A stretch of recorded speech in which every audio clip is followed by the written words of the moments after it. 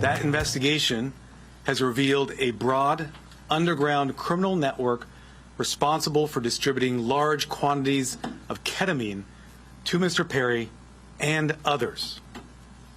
This network included a live-in assistant, various go-betweens, 2 medical doctors, and a major source of drug supply known as, quote, the ketamine queen. That was U.S. Attorney Martin Estrada today talking about the 5 people charged in connection to actor Matthew Perry's death.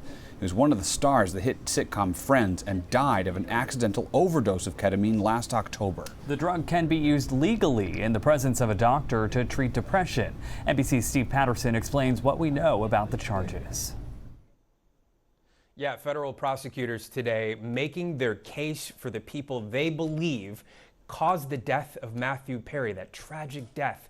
About 10 months ago, October 2023, Matthew Perry found dead in the heated end of his pool with a large amount of ketamine in his system. Since then, there's been this long, lengthy, sweeping 10-month federal investigation involving the DEA, the LAPD, the U.S. Postal Service, and U.S. attorneys, by which gave this heartbreaking press conference detailing 5 people they believe not only sort of knew what they were doing in the distribution and the exploitation of Matthew Perry's disease, but knew what they were doing because they wanted to profit off of it. 2 of them were named as defendants. One of them, a woman described as a drug dealer called the ketamine queen of Los Angeles. The second person listed as a defendant is a medical doctor, a person who is licensed and practicing medicine. 3 other people listed in that complaint, including another medical doctor, an associate of Matthew Perry, and then his personal assistant. Those people named as co-conspirators who were sort of the go-between between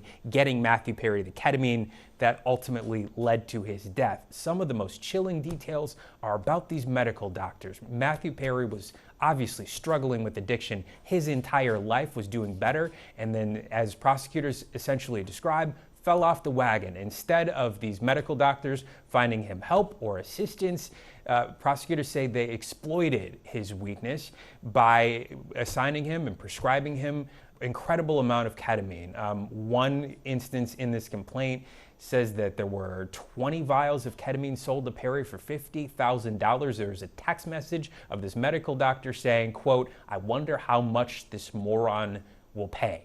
We know that 2 of the co-conspirators listed in the complaint have essentially flipped and delivered plea deals and pled guilty as prosecutors work to prosecute these folks to the fullest extent of the law.